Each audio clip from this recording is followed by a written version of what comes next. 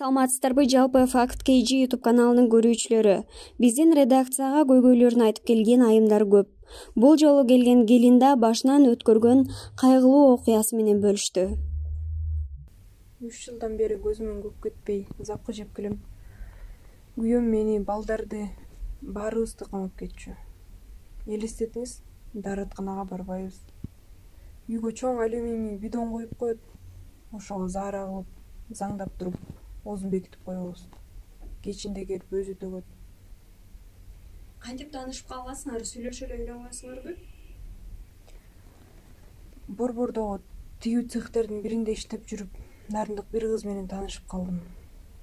Ал мага мени аябай жоош, колунан баары келген. Үйлөнө элек агам бар. Аны менен таанышып көрсөң, балким мамилеңер келишип калса, мага жеңе болуп каларсың деп көп айтчу.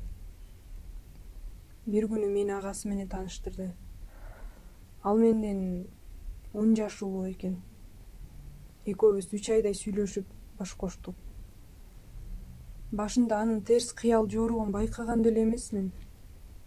Качан кол көтөрүп баштады анан? Уртокмогу 3 айдан кийин башталды. Мага колу тийип, сабап, көчөдөгү көрүнгөн кишилерден кызганып. Көк талпактай эле ыйледи. Бара-бара бул нерсе адатка айланды окшойт. Жөн эле сабап койбой, бир туугандарыма, тукум уругума, ата-энеме бүт асылат. Ал бирине ат коюп алган. Улуу эжемди чанач, дагы бирин башкача айтат. Ага өзүнөн башка билимдүү, акылдуу адам жоктой сезилет. Мени болсо такыр эле сойкууга чыгарып койгон. Бул адаттардан баарына кызганычты шылтоолоочу. Же мен эле бир айылды аралап басып, көрүнгөн короодо, көрүнгөн аял менен ушакташкан жан болсомчу.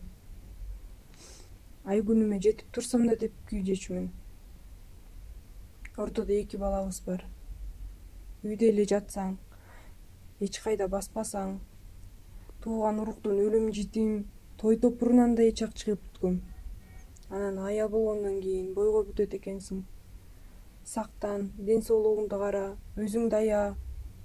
Бул сөздөрдүн баары апам мага көп айтчу. Аны менен да байланышыбыз түзүлгөн. Өз канынан жаралган балдарды ар кимисин ар башкадан тууп келдиң деп мени сабап, анысы аз келген чиедей балдарга да колу тиет. Балдардын ден соолугуна зыян келген жокпу? Албетте зыян келет да. Ушунча уртукмок жегенден кийин кантип зыян келбесин? Улуу балам төрөлгөндө ай күнүмө жетип, аймактык дарыгер биринчи төрөтүң экен, райондун борборуна барып, көзөмөлгө туруп деп ошол жака жибердиле.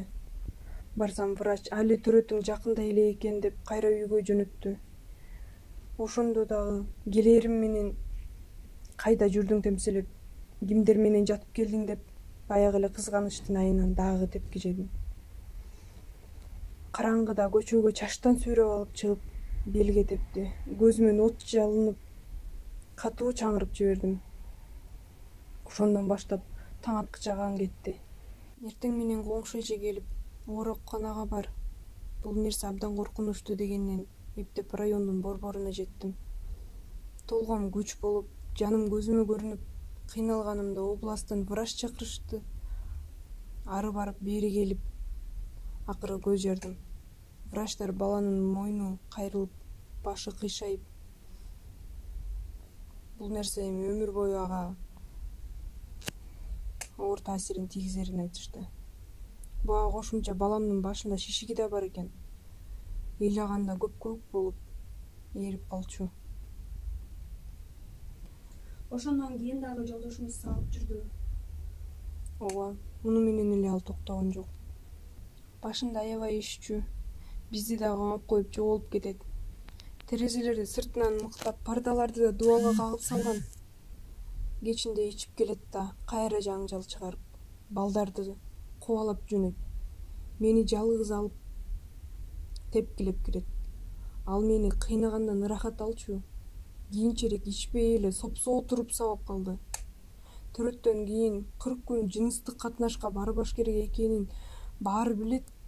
Ал мени мындай абалымда да жөн койгон жок. Мени зордуктачу. болбойт түшүнчү десем, анда башка жактарыңа деп болгон жериме зордоп кыйначу. Түшүнүп жатасыз да. Бир күнү желим бөтөлкө тыгам деп кыйнады. Мен булардын баарын эч кимге айта алчу эмесмин. Турмушка чыкканы телефон колдонбодум. Апама өзүнүн телефону менен чалып, үнүн катуу чыгарып коет. Мурда мас болуп жатып калган күндөрүндө бир нече ирет терезеден качып чыгып, өз айылыма баргам. Ошондо апам бирин экин чатактарыбызды билип калган эле. Бир ирет телефон менен сүйлөшүп, апамдын күйөөң тепкилеген жокпу деген сөздөрүн угуп, кайрада баса калып сабап кирди. Ал болсо, бул нерсе үй бүлөлүк маселелерди сыртка эмнеге чыгарасың деп, бул нерсе нормалдуу көрүнүш деп эсептейт. Аялды ушинтип тепкилеп туруш керек дейт. Акыры качып кеттим. Өзү мергенчиликке, балык уулоого, башка жактарга эс алууга кетет. Менде мынча эмне өчү бар экенин түшүнбөйм. Мунун ушунча мени алганга чейин күйөөм айылдагы бир келин менен мамиле түзүптүр. Анысы бүт айылга билинип, тиги келин күйөөсү менен ажырашып, муну да таштап кетип калыптыр. Мени балким ошол аялга салыштырабы, же бүт аялдардын баары эле